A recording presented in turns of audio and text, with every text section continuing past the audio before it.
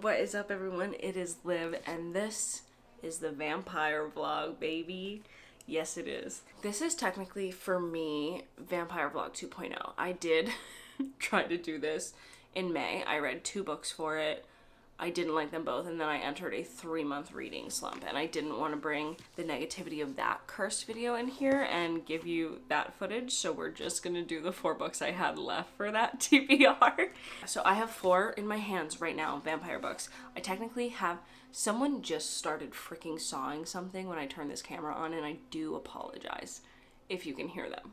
So it's not going to stop anytime soon, though, and we got to do this before I go to work. So I technically have a 5th vampire book on my TBR, Coffin Moon by Keith Rawson something, but it is about time for all the October spooky content, and I'm thinking about doing a 2025 releases, so I'm going to leave that one over there for now, and we're just going to do the 4 that I have on my TBR. I will say, I am not like a bunch of vampire lore. Like, I'm not the lore girly. I'm just reading these more for vibes and having a good time and seeing if I like how these authors choose to write and create vampires. And I know very little about them in pure Liv fashion of not reading a synopsis until I'm at least 50 pages into the book, and at that point only reading up to what I've read. It's just, I don't know, it's just me. That's what I want to do. But so I have Vampires of El Norte by Isabel Cañas. All I know about this one is I think it's pretty romance heavy, and it's maybe more about the relationship than the vampirism, but I do think this is childhood friends, and maybe one of them gets turned into a vampire and the other one's like trying to figure out if they can save them or something after I think there's like a gap in how long they've seen each other. That's really all I know about this from when it came out in 2023, and I saw a couple of people talk about it in videos. Then I have A Dowry of Blood by S.T. Gibson, and all I know about this one is that it's Dracula, but from the bride's POV, and it's gay, so do I need anything else? We're getting rid of the male narrative, and we're getting gay. That's everything I need in a book. Next I have The House of Hunger by Alexis Henderson. I know not a lot. I know that I love The Year of the Witching, and I know that this is about people who serve as, like, I think we're gonna take a quick pick. I just tried to say quick peek. We're gonna take a quick peek, and I don't know what came out of my mouth. A quick pick. Pose, guys. Did you guys read those childhood books of the girl, and she had a photographic memory, but it was like an actual photo, and she like had to go like that. What were those? I should reread those. Anyway, they're called Blood Maids, and it seems in this world where you want to be a blood maid, whether it's to a vampire or a human who just wants your blood, I'm not entirely sure. But our main character, I know, gets a job as a blood maid, and it's kind of this esteemed thing, and then I'm sure things are gonna go downhill and turn sinister from there. And then I have, finally, the last one, Devils Kill Devils by Johnny Compton. All I know is that everyone says this is kind of a fun take on vampires, and that it's vampires, devils lore kind of mixed together, and that take is really interesting. I know absolutely nothing about the synopsis of this. I have read The Spite House by Johnny Compton, which I believe was his debut, and I gave this 3.5 stars, and I remember just being really excited to pick up anything else he puts out because there was a lot of potential, and I really loved the writing. So I also really can't wait to hop into this and just see what he's done next. I don't know what order I'm gonna read these in. Probably mostly the most accessible way I can get audiobooks to be able to immersion read with my little ADHD brain. I am though gonna start with Vampires of El Norte because it is the last week of September, but it is still September, which means it's still Hispanic Heritage Month, baby. So I feel like she has to be our first. She has to be the beginning of the vlog. That's the only thing that makes sense. Alright, but I will pop back in with an update once I have gotten a little bit into Vampires of El Norte, and I will see you in a second. It is time for the first reading update. I am now 74 pages into Vampires of El Norte.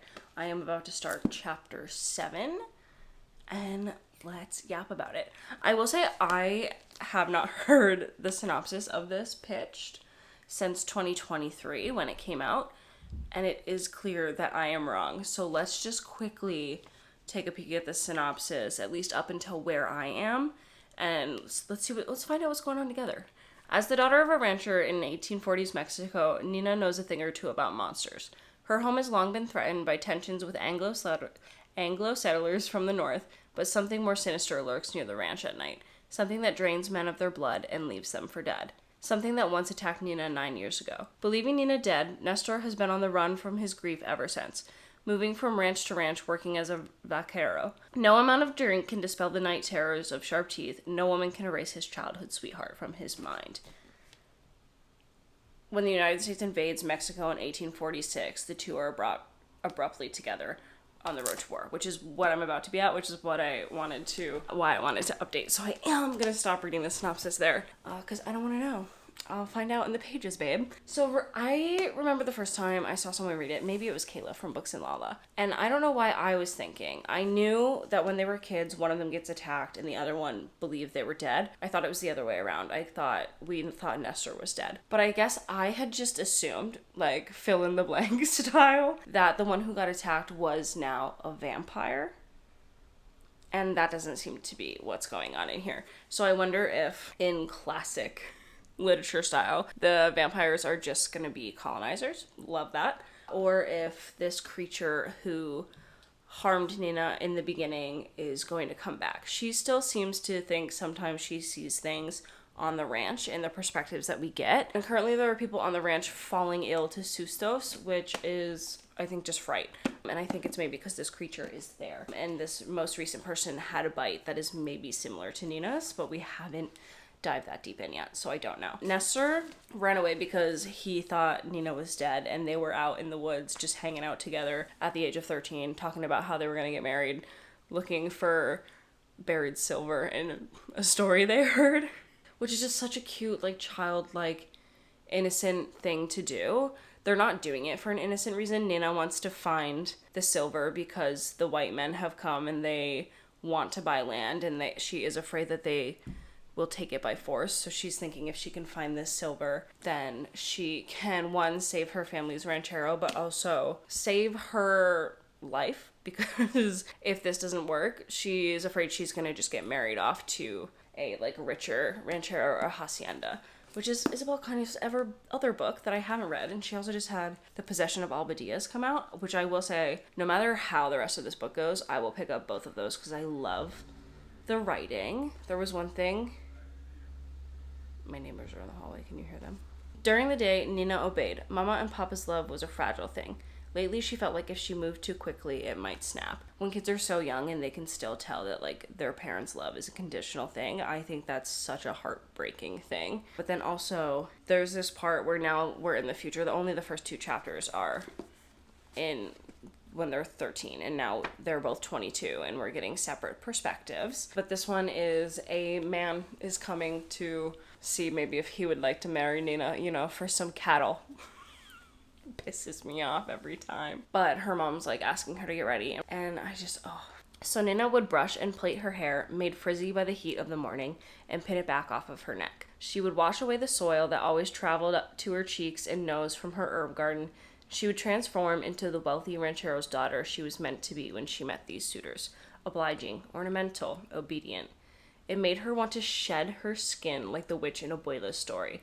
Let everything that made her a woman fall to the ground to be salted and ruined as she flew into the night, her bones bare and cold in the starlight. I love that so much. I am loving the writing in this. We are currently in, Nina has just...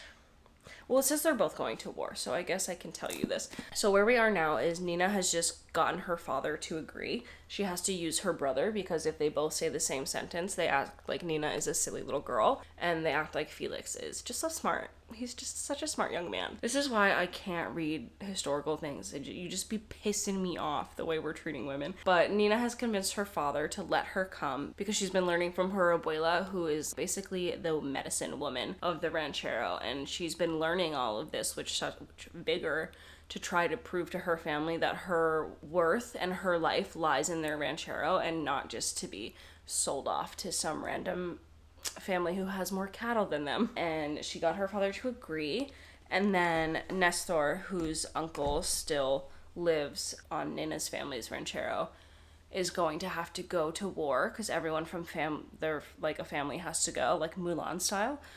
Unless I read that wrong, but I think that's why. And someone has sent Nestor a letter to ask him to come back and go in his uncle's stead. And they're gonna run into each other just like on the road or something. I think Nina is gonna be pissed because when Nestor ran away, her mother just kept repeating, my daughter is dead, my daughter is dead. And her father, who is the owner of this ranchero and everyone is afraid of his anger, was just so threateningly yelling at him. And he truly believed that Nina was dead, so he ran. So he's gonna be filled probably with such relief, and she's gonna be so pissed because she was unconscious when he carried her home from the woods. So to her, oh, he just ran away. Like, we got attacked and he said, okay, see ya, girl. Because I doubt her family has told her because they didn't want her hanging around a little poor boy when she was starting to come of age. So I am intrigued to see how their reunion goes. I have like maybe a little under an hour before I have to leave for work. So I'm gonna just go read because this is now an 8-minute update. How do I do this? How do I yap so freaking much? I haven't even read 80 pages. Okay, see you soon with an update. Okay. It is the next day. It's time for an update. Oh my god, I am eating this up. Are you joking? Are you joking? Wait, I need, hold please. Let me read the rest of the synopsis so I know everything I can yap to you about.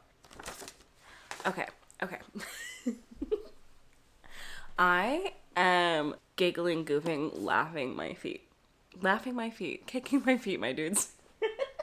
I don't read a lot of things with a lot of romance in them anymore. Like, read a lot of horror and there's not that much room for that, and if it's there, it's a very small subplot. We're pausing because I think they're finally about to fricking kiss. Goddamn, it's about time. But also, he's injured and she's like fixing him, so I'm like, is she just playing him so when she fixes him, he's distracted from the pain and they're not gonna kiss, and then I'm gonna be pissed. But we had the first battle of the auxiliary against the American forces, and it was gruesome, and also there was some fun like body horror with the vampires that was kind of reminding me of, which I also loved. There's not really a lot else I can tell you about the plot. I am 214 pages in and I am in the middle of a chapter, so I think I'm maybe like 60-ish% of the way through. It's like 370 pages, but I just wanted to tell you that I'm eating this up and I'm loving it. It's reminding me of younger Olivia who liked fantasy romance a lot more, but also of 12-year-old Olivia who read the entirety of Twilight in an airport one day when their flight got delayed. Like, oh my god, my AC kicked on. Oh well, whatever, you'll deal with it. This clip is almost over.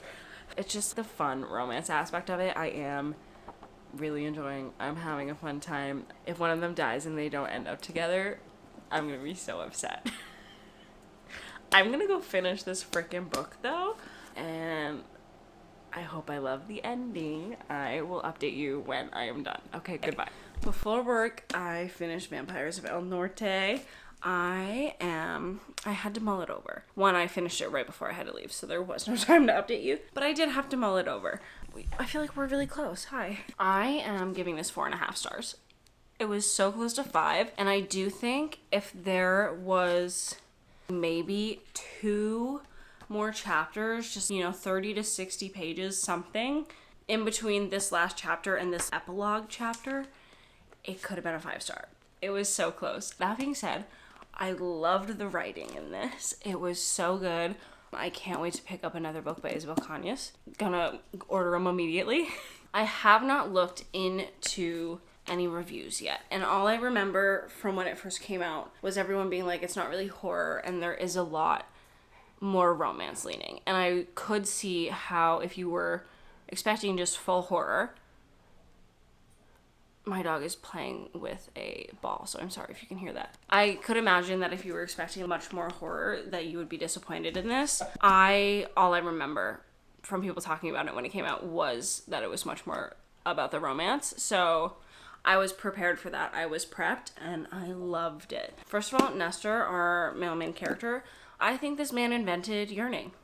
I think that he was the first case of just absolute yearning. Oh my god, the love he has for Nina. I loved reading from his perspective when he was looking at her and thinking about her and thinking about their childhood together.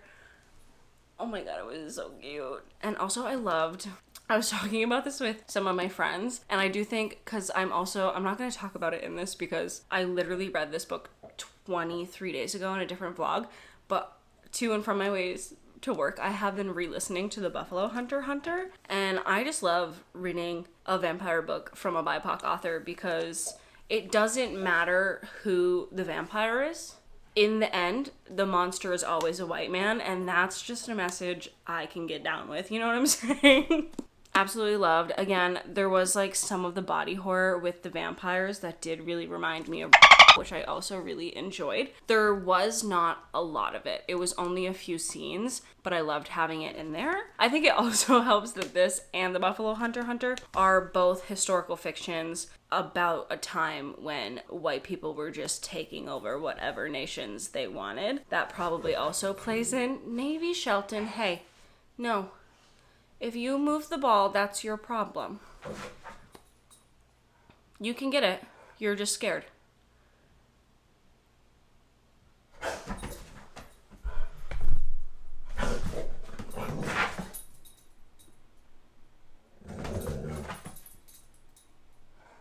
So I'm saying you have another ball right there. It's the same exact ball. Navy, what's that? You don't know, you dumbass. Not the. Okay, sure, play with the alien. What was I saying? The historical horrors probably help with it being, hey, a white man, historical. No, he needs the other ball. Okay, hold, please. Yes, you got it. I'm so proud of you, even though I'm the one that got it. Yeah. Yeah, white people suck. What was I saying? Spoiled it. Yeah, everyone wants to see your butthole, dude. Oh, House of Hunger, also historical fiction, so could potentially have the same thing. Devils Kill Devils, I don't know if that's modern day or not. We're gonna find out together. But yeah, that is the end of this update. I am gonna go watch this week's newest episode of Cloudward Ho. Shit's getting crazy, so I cannot wait to see that. And I'll update you once I've started another vampire book. Okay. I forgot to update you to let you know that I was starting a Dowry of Blood because Libby has the audiobook both for this and for Devils Kill Devils, I think. So that might be my next one. But I have just been sat for the last 2 hours and I am 152 pages in, which is crazy. Hey, what was I saying before the little man interrupted me? Even when I read with an audiobook, I usually just turn it up to the speed I read and follow along. I usually still only read like 45 to 55 pages an hour. Oh, this is like 70 something pages an hour. I am flying through this. I'm eating it up. I will say a lot of the chapters are not like long, but like normal chapter sizes, but then you do have some that are a paragraph and then we move on. But this book is basically Dracula, but from the bride's POV. And it's, I will say, not maybe as much vampirism as I'm wanting. Obviously, they're vampires. But it is mostly this overarching metaphor for people who use manipulation and power as love and how they manipulate people into feeling loved and doing anything for them. And I am enjoying that. The first page opens with our main character killing Dracula, so that is where this is going. So at least I have that for me, which I love, but I think I would appreciate more of the vampire aspect, because right now, I mean, obviously they're drinking blood, but that's the most of it. The transformation was already we don't talk about it. It just says it takes weeks. That's really all that you get. So I would like a little more than that, but maybe that's also just because I read The Vampires of El Norte, and those vampires are like creatures that are outside of the story, so you also don't really learn anything about them. And I'm just like, give me the lore, you know? I want the lore. I will say, I am not like a bunch of vampire lore. Like, I'm not the lore girly. I'm just reading these more for vibes and having a good time. But I'm excited to see how, and I would say I'm a little over halfway. It's 295 pages, yeah, so I'm barely over halfway. I'm interested to see why Constanza, our main character, ends up killing Dracula. It is told basically in a bunch of almost like little letters that are written to Dracula despite the fact that he's dead. But I think to maybe just keep the epistolary format of Dracula, I do like it. I like her narrative. She's not the brightest in the bunch, okay? She did just realize that despite the fact that Dracula has been alive for thousands of years before he met her, that he did in fact have other lovers. Which seems so silly, but also she is just so naive in that way. And obviously she is tied to this man who has changed her. So the naivety comes in there a little bit. But we do have so far, they have taken another lover, Magdalena. That is where the queerness is coming in. Constanza is so equally jealous but also in love with Magdalena. Also fun because Vampires of El Norte, our main character's name was Magdalena as well. And this also says, when Dracula draws a cunning aristocrat, which is Magdalena, and a starving artist into his web of passion and deceit, Constanza realizes that her beloved is capable of terrible things, aka probably killing every prior lover that he had had before he met Constanza. So I think we're about to get into that. I am starting part 3. So I just threw my bookmark. Hold please. She's not talking to Magdalena about her concerns with Dracula because she is scared that Magdalena will tell Dracula. So I'm interested to see if they all start working together in some way to, you know, end the powerful man who's manipulating them and gaslighting them. I'm probably gonna just sit down and finish this right now. I have to drive like 2 states away tomorrow. I have a lot of driving ahead of me and I cannot listen to an audiobook in the car for that long. My mind will wander and I will miss big chunks. So I want to finish this before I have to leave in the morning, and then I can start something when I get home. I can't stay gone for too long as a widow man, yeah. So I should still be home in the evening to start something else. And I'm just kind of yapping at you about random life stuff and not book stuff anymore. So I'm going to go finish this so I have more book stuff to tell you. And I'll see you when I'm done. It's almost 11, so let's talk about this. I finished this book. I am struggling with my rating, but before we talk about that, let's just talk about the book. Like I said earlier, I was wanting more vampirism, you know, to our vampire story. But I'm also wondering if I'm being too harsh of a critic as someone who's, I'm doing a vampire vlog. I'm doing a video full of books about vampires, and the last 2 books really kind of had nothing to do with the vampires at all. Obviously, our characters are all vampires and they're living centuries, so that plays into it, but it's not about that. Just like in Vampires of El Norte, it was much more about Nina and Nestor. So I think maybe I'm being hypercritical because when I read and I have my little rankings for my ratings, it's characters and writing first and foremost, but also in those I also just totally read for vibes, and if I vibe with the characters and with the writing, and in this it's yes to both, right?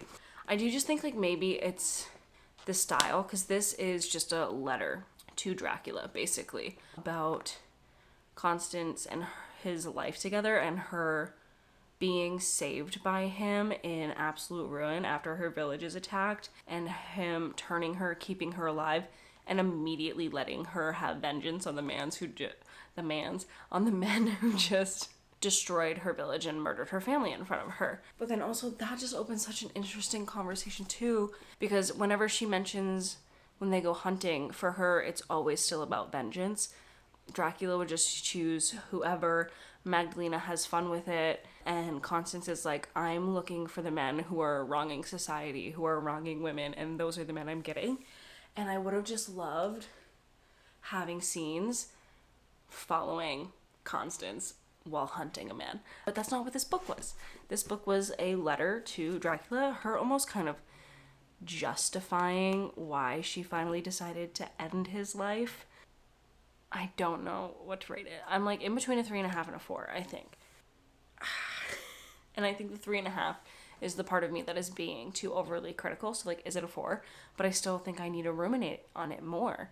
I know it wasn't like I finished it and I was like, oh my god, yes, I am in love with this. This is 5-star feeling, you know? But I don't know what to rate her. I will say the writing, I loved it. Let me read you a passage, because is it really a vlog if I don't read a passage? I will render you as you really were, neither cast in pristine stained glass nor unholy fire.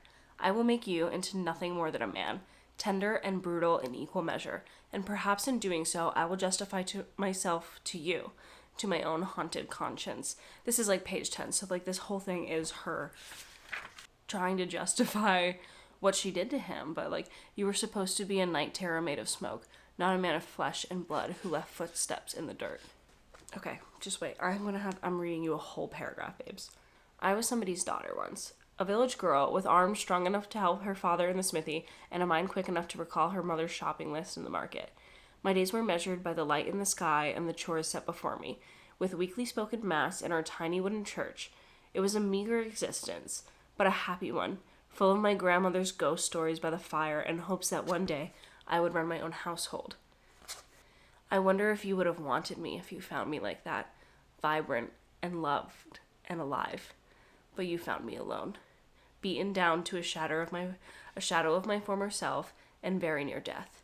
It was as though fate had laid me out for you, an irresistible banquet. And like, it's just, yes, that is how manipulative, toxic people prey on people and make them feel like they're in love and take advantage of them for the rest of their freaking lives, dude. Or until somebody says enough. And that whole overarching metaphor of this book is so, okay, it's a 4. It's a 4. I've talked myself into it. We're rating this 4 stars.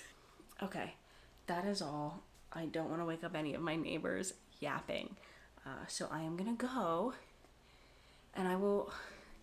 Now I'm so torn about what to choose next, because what if it's also not vampire-y? Is this going to be the vampire-ish vlog? Who's to say? We'll find out next book.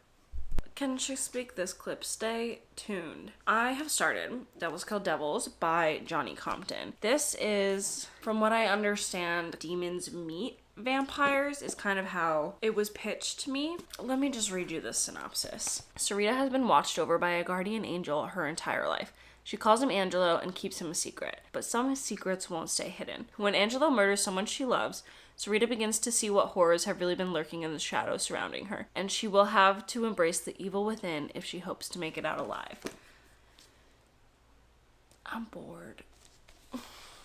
I'm on page 58. I'm a little confused and I'm a lot bored. I really enjoyed The Spite House by Johnny Compton, so I think I'm gonna give this 30 or 40 more pages before I make any decisions. But right now I have no real motivations or curiosity to really keep reading this. This opens with the death of someone who Sarita really loves by this guardian angel, Angelo. And we're kind of just switching through multiple POVs in multiple timelines, learning about the first time Angelo saves Sarita when she's young and almost drowns, and then the other 3 times he has saved her since. And Sarita's grappling with every other time her life, in fact, has been in danger. And this time he has just appeared to kind of just like blatantly murder someone right in front of her. And she's starting to grapple with maybe he's not a guardian angel. Maybe Angelo is not a good name for him. There's one POV that was introduced, which is mostly why I'm confused. And it is something I would usually enjoy as a twist in a book. And I just kind of felt like my eyes were like glazing over as I was reading this chapter. So I'm gonna read a little bit more. I do have to go get ready for work and take the bean on a walk. But I should be home relatively early-ish tonight. We'll see. But yeah, I don't know. The writing feels different from The Spite House, and I really, really enjoyed the writing in The Spite House, and I don't know what it is. I'm just kind of like, okay. So we'll see. I will see if anything and kind of maybe just this next few chapters really grasps my attention, really wants me to be turning the pages to figure out what's going on with Angelo. Obviously, I should be curious to figure out why this is happening to our main character, Sarita, and I'm just kind of like, That's just how I feel. There's no big things that I dislike about the book. I'm just reading it and I'm feeling like, okay. So, I don't know. I don't want to DNF it, but I don't want to keep reading it if nothing changes. So, I will pick it back up when I get home and see if I'm gonna continue on. I will update you on whether or not I've kept going or I've put this down. It's been a day, and this is like my 5th time filming this update because I don't know what I'm doing. Last night, Liv jinxed me, ruined it. She said, I'm not going to be at work that late. I got home after midnight. Last night, Liv is a dirty little liar. Liar! Liar!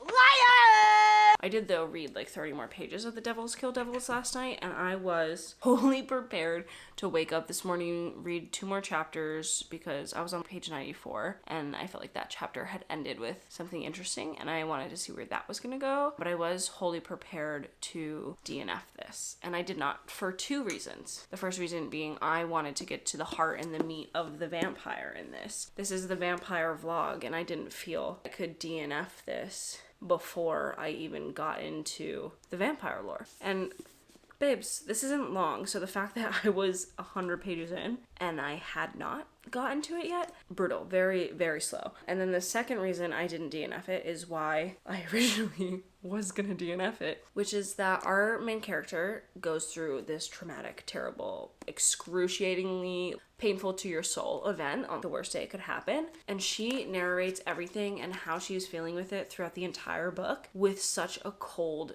detachment that when you're reading, also all you can feel is just a cold detachment to what's happening in this story. And that is not for me. I love to connect with my characters. And then it was also just like bleeding over into all of the other POVs. None of them really felt separate from each other emotionally, which was a huge bummer. But somebody today, that little man over there, he was like weirdly sick. At first it seemed like normal sick, and then it seemed like scary sick because it seemed like there was some blood in his throw up, and I spiraled. I really freaked out. I was like also just like the stress of if I needed to take him to the emergency vet, it is the 29th. And if I had to pay an emergency vet bill, which at first it seemed like I was going to, I was not going to be able to pay my rent on time, which in any other universe is fine. Just pay it late and landlords don't care. This building I live in, the entirety of the lease is built to keep people in poverty. So the second it hits the second and you have not paid, that's another $250. And then like the next day you get another one. And then like within a week, they're like, we can evict you, which is crazy. Which is crazy. And if I needed to, I would have had the money by the second and I would have just like paid the fee. But it was just that added stressor I just had a complete and total crash out, and I felt so emotionally drained. So instead of giving up on this and starting a book that I want to be invested in, I said, why don't you just, when you feel emotionally drained, read the book that has no emotion in it? Because it'll be so much easier. And it was so much easier for me to get through it for that reason. So thanks. Navy has since started eating, and we do have an appointment at the vet in the morning, but the normal appointment, not a bank-breaking, soul-crushing appointment. But let's just talk more about this book. First and foremost, I will say I really enjoyed the depiction of vampires in this, and there's even like an author's note at the end where Johnny Compton talks about all these different tales from different countries that originate from different places of vampires, how he meshed them together, but also some of the different fun ones that he left out. So that part I really did love. I just wish that it didn't take so much of such a short book to get into. You pitched this to me as vampires. Why am I waiting so long? Also, it's such a slow building book, and it feels like all of the action happens in the last 10, 15 pages. So you're like, oh, that payoff was really tiny. I waited through all of this kind of really bored for just such a small chunk of pages worth of payoff. And it was just a bummer, dude. And then also, this is multi-POV, which I said yesterday. All of the narrators have the same cold detachment narration style that our main character, Sarita, has. This book, but they're like, oh, when it comes to emotions, like, we're holding you at arm's length. You can't have it. We're not doing that. And that's just not how I like to read. I, first and foremost, connect with my books and my characters with emotion and empathy. And just so when that doesn't show up in the pages, that is really hard for me to, deal with, cope with. cope with. It's really hard for me to get into the story that way. I do think I'm gonna give this a 3-star. One, just because the vampires, once we got there, they were fun, they were creative. I don't want to tell you anything because despite the fact that everybody knows this is a vampire book, there's literally not even anything about vampires in the synopsis. I still will pick up some stuff by Johnny Compton in the future. I did really, really enjoy the Spite House, although now that I'm thinking about it, I wanted a little like more out of the ending too. Maybe next time, if it happens again, we might have to give up. But as of right now, Johnny Compton is still on the will read list. It was so easy for me to connect to our characters in the Spite House. So I think it was just the narration style with the multi POVs that really was just the double-edged sword. Double-edged sword isn't right. I'm gonna today, Junior. I'm gonna go because like I said, I've filmed this 5 times, and it's mostly because I get to hear and then I say something weird and then I try to backtrack and then I forget everything else that I've already said in the clip because I'm just tired today. And then I'm like, well, crap, I have to start over. So I've said, I believe, hopefully, all the things I want to say on this. If you've read this though and you enjoyed it, let me know. If you read it and you didn't, let me know. I think this would be interesting to have conversations about in that effect. My camera is going to overheat though, so I will update you once I have started A House of Hunger, which I think, if I'm not crazy, is our last book for this vlog. I will talk to you tomorrow once I've rested. Okay, before I update you on the final book of this vlog and how I'm doing with it, I just have one more thing to say about Devils Kill Devils. It's not negative, don't worry. I know, I was low energy yesterday. I was Mr. Grumpy Gills. If everything I talked about yesterday isn't something that would really bother you in a book, for me, one of my top things is I want to emotionally connect with my characters. If that is not something that you care that much about and you're just down for a story or you're down for some vampire lore and you're feeling a little dissuaded by a lot of the negative reviews online about this, I think to the average reader, and by that I mean people who are not chronically online on BookTube or BookTok or Bookstagram and are constantly yapping and reading an insane amount, this book might just have a case of mistaken identity, because these 3 paragraphs or 2 paragraphs in the synopsis aren't an accurate pitch at all of what this book is. This is hardly what this book is about. So I do think some of the general distaste maybe might just be this not at all giving what it's pitching. This being an entirely different story than what is on the inside flap. So just wanted to throw that out there, you know, just in case. And now I am 90 something pages into A House of Hunger. I am 103 pages in to The House of Hunger by Alexis Henderson. I am still in the world building aspect. We are in a world where rich people seem to be drinking blood or just like incorporating blood into their diet as a way to make them healthier, help heal them from sickness, and just a bunch of other stuff. There's like a train that's run on blood. Like blood just seems to be, above all else, one of the most solicited items in this world, the most wanted items in this world. And we are following our main character Marion, and Marion has grown up in, what is the name of the city she just came from? Prain. And she's grown up in really the poorest part of Prain, the slums, if you will. Her parents died when she was really young, and her brother has been sick a lot of her life and uses many a vice to help him through his pain. And so she has been thieving her whole life until I think she said she turned 10, and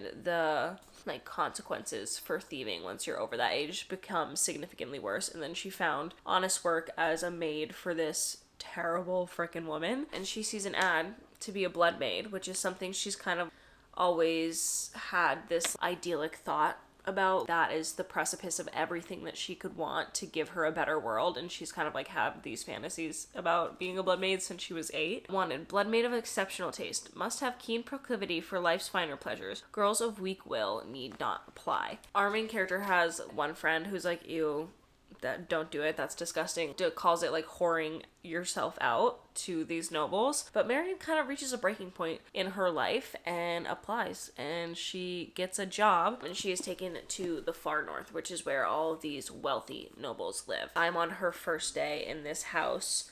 She is a blood maid for the House of Hunger for a woman named Elizabeth, and I think they're gonna maybe be obsessed with each other. I don't know, but it seems like that's gonna be the case. There's tasters of blood who taste your blood and decide if you're good enough to be a blood maid and then try to find you placement. And the man who tasted her blood is like, oh my god, this is the most incredible, like, complex blood ever, blah blah blah blah blah.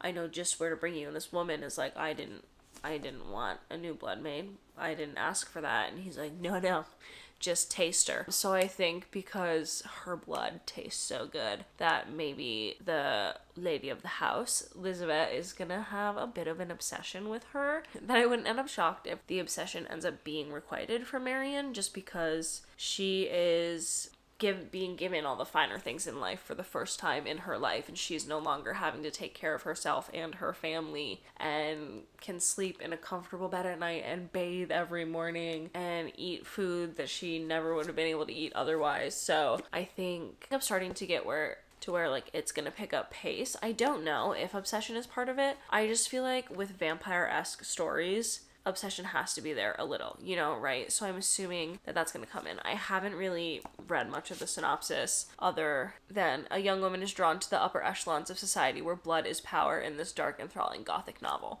I'm intrigued to hopefully find out more of why blood is so powerful and what exactly it does to people once they consume it and how it helps them, if it is actually helping them or if they're all kind of addicts in their own way and now that they've started they can't stop. That would be a fun twist, but I'm not sure. I'm gonna keep reading. Today is September 30th, so I want to see if I can finish this today. I do 100% know that I'm not going to be at work late tonight. I feel like now that I said 100% something's going to happen and I'm going to have to stay. But I'm just going to go continue reading before I have to get ready for work. I desperately think I need to wash my hair. What is going on? I've been washing it more now that it's short just because I get it, like it's so hard to not get it wet every shower. But now I have to wash it so much more often. So annoying. Okay, you don't need to know this. Goodbye. Okay, last night I finished House of Hunger by Alexis Henderson. Yes, I did. I am giving this 4 stars. It did go in quite a few directions that I was maybe expecting it to, but I still had a lot of fun with it. I will say I definitely didn't enjoy. Maybe it's 3.5. I'm trying to think because I feel like I liked both of these a little more than I liked this, but I did really enjoy the atmosphere of this. And how is my battery dead? I changed it yesterday.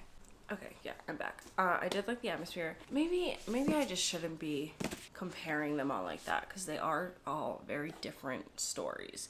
And okay, we're keeping it at a 4. I loved our like whole cast of characters in this, and I kind of just wish we got more of them. Like this is a book where I could take another 50 to 60 pages. Especially, I did feel like the ending was a little rushed compared to the rest of the buildup of the book, but overall I did really enjoy it. I'm happy I got to it. I don't know if I said this already. I definitely did like The Year of the Witching more, but this was really fun. It was a fun take on vampires. I also wish there was a little bit of background lore into the different houses and how they came to be and how they started drinking blood, and also just a couple throwaway lines of before this was legal. And I do wish we hopped a little more just into the lore of this world, but overall I did really enjoy it. And that is bringing us to the close of the vampire vlog. We were pretty successful, if I do say so myself. We had no 5 stars, but we had 3 4 stars and 1 2.5. I think I said in the clip where I rated it that I was going to give it a 3 because if I did quarter stars it would be a 2.75. It's a 2.5. 3 is a book that's good for me, and this just didn't work. It just didn't work for me, and I think I didn't want to give it a lower rating because I like Johnny Compton, but as someone who's always yelling about how reading is subjective, I can't just be being nice because I like an author. But yes, we have completed the vampire vlog just in time because it is now October 1st and I need to start my Stephen Graham Jones vlog. Yes, I do. Thank you all so much for watching. If you read any of these, let me know. If you have any vampire book recommendations for me, let me know. I do have Coffin Moon on my TBR still, so that's my last vampire book. But if you have any more recommendations, let me know because I had a really good time with all of these. But otherwise, all that being said, technically, now that it is the 1st, happy October, and I will see you soon with another vlog. Bye. But I gave you the hand. Bye. Bye. Okay, goodbye.